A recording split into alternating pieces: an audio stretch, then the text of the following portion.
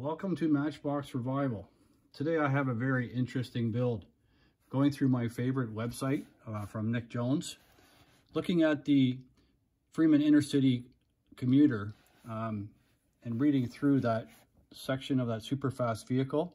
It comes upon a prototype made by one of the model makers that worked at Matchbox Lesney during the early 70s. And it intrigued me that these were out for people to purchase off, I guess, the people who worked there and anyone that got their hands on one of these.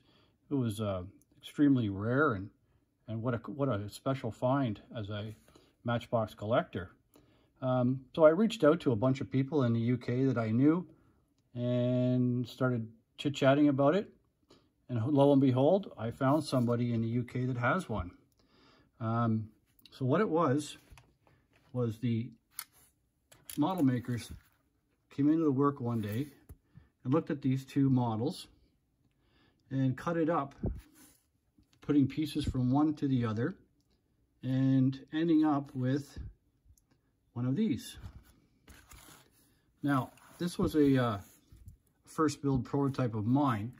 I made a bunch of mistakes during the process, but today what I'm going to do is I'm going to do another one and rectify all those mistakes I made first time around. But what a special build, and what an exciting process going through it, trying to figure out exactly how the two vehicles were chopped up and not taking away too much metal or adding too much metal and coming up with a really fine result. Anyway, we'll get started. Through the power of video, I have already stripped it. So here are the two models stripped down, and what we're going to do is we're going to mark these out how we're going to cut them. So the Intercity commuter gets cut across here, here, and here to remove the roof. Then the roof gets cut up into sections and used further on down the project. The tow truck, the wreck section, gets cut through here and across the back in there to take the wreck section off. Then the back window of the tow truck becomes the back window of the Intercity commuter. So you have to make sure that when you cut through this section, you leave quite a bit of product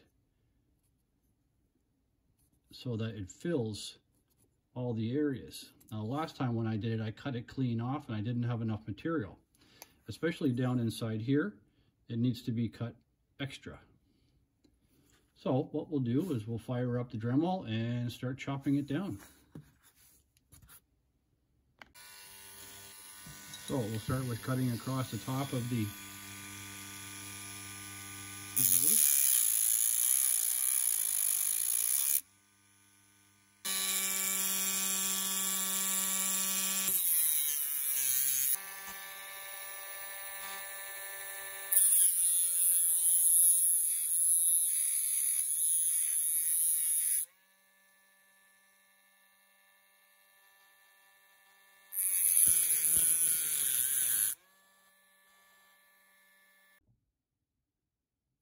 So the last little bit, after you've scored it, you can actually wiggle the metal back and forth and it breaks away fairly clean for you. It's very important to leave this metal across here. If you cut down too low, you'll see later on that that piece of metal is required, because you'll see in here, there'll be a hole down the back. Across here you'll see a hole. Okay, that's one of the mistakes I made last time.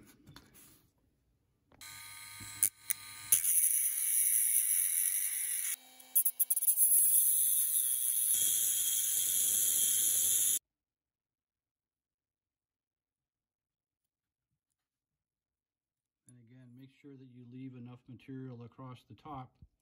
So now this piece here becomes the back wall of there. So you have to do some trimming and make it fit in there nice and neat. We'll start off with, you got to remove the axle supports there, and the inside section, you see it after you're done. So when you clean off that piece from the inside in here, you got to make sure you do a nice job and don't scratch it. Well, here's what I mean here. There's part of the axle support taken out.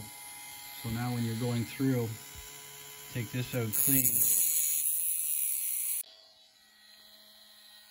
So I'm going around the perimeter of the base section here, following that edge. Okay, so I'll cut through most of the areas, and you'll see, like when you bend them back in a way, they kind of break clean for how you want them.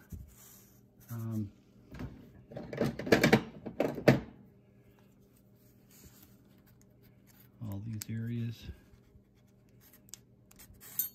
see how they break away clean. And if you scar the back, same deal. This will tip and break clean for you as well.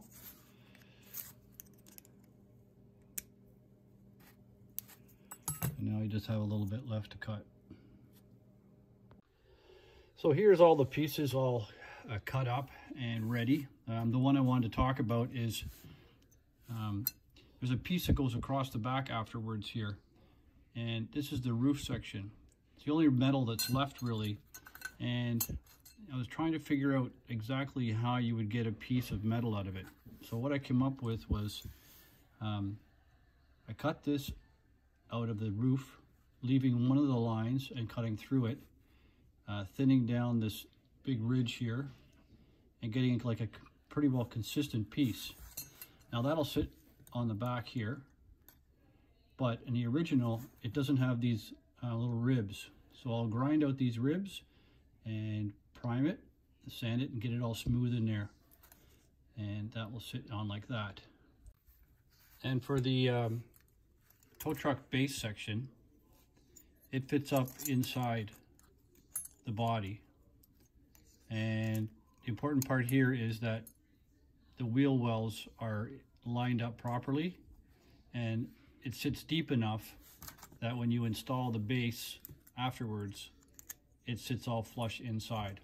Now the base has these posts that have to get grinded out, and these ridges as well have to get grinded out so it sits down as far as it possibly can against, which will be the bed of the truck, like so. Okay, so the next stage, you'll see it'll be all kind of glued together and ready for priming. So I glued on the back section here, about as straight as I can get it, and on the back a little bit of super glue inside with some baking soda, and I used the JB Weld, the long setting, overnight setting, 50-50 of each, and that should be fine by morning. Now there's that back piece I spoke about with the ridges, so I just covered the whole thing in the Tamiya putty, and I will sand it all smooth afterwards. Now one part I didn't talk about was the back section of the tow truck that fits inside. When it goes in, it has to be short enough that it's not seen in the front wheel wells. So what you do is you mock it up into place, strike it with a line, and cut it through, and there's the remainder piece that was cut off.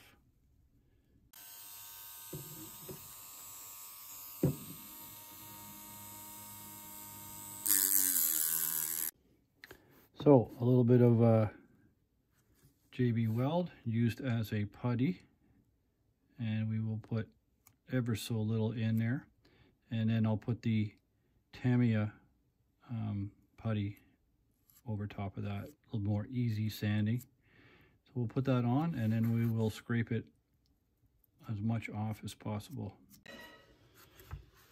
So I'll give everything a little polish now with the wire wheel on the Dremel, and we'll get everything ready for priming.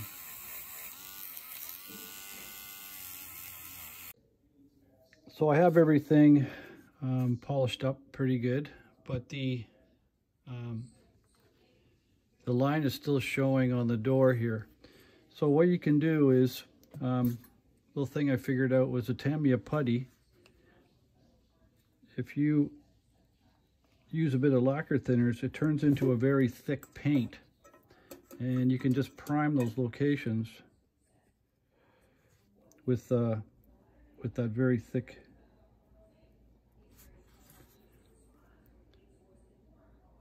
And then you can just sand it off afterwards. Okay, so time to start gluing the pieces together. This is that little back section I talked about. It'll sit right in there. And then what I do is for the wheel well section, we put the wheel wells into place and then put the base on.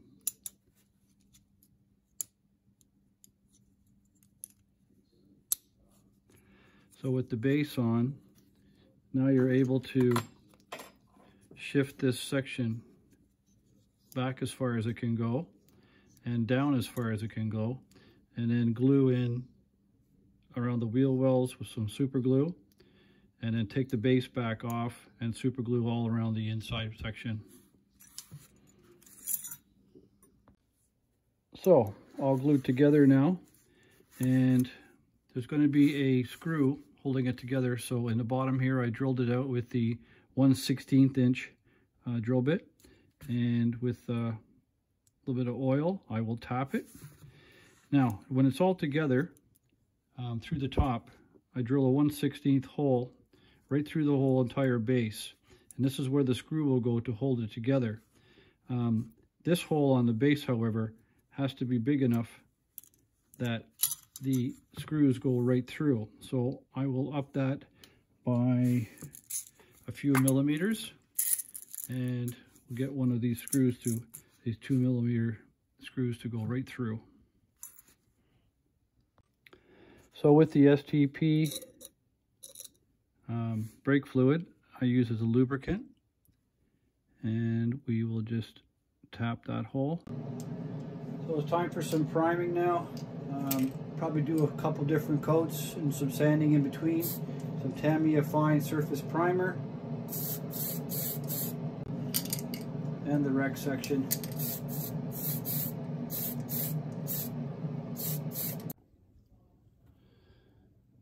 So I've got everything primed up and sanded again. Everything's looking good. So time to move on to the glass, the plastic windshield. So we only need the front section of it, and if you look inside, there is like a rivet or a button there in the top section. So that's where the hole is. So we'll cut the plastic across, and I'll use the Dremel.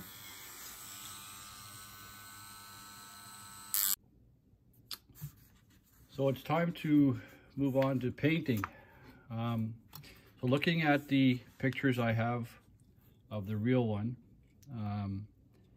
color for the wreck was very close, or probably used the yellow from the BP tow truck. So I have a BP color I mixed up a while back, and I'll use that for the wreck.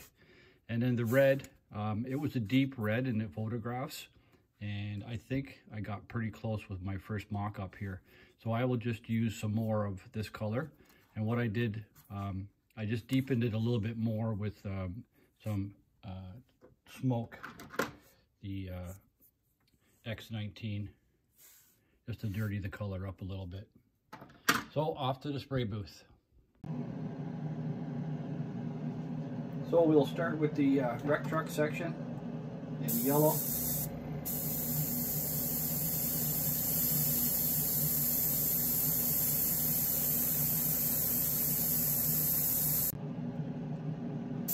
So I'm just cleaning out the gun right now, putting some alcohol through it.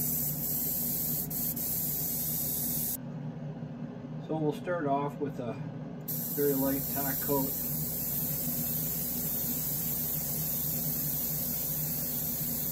Kind of get them all covered up.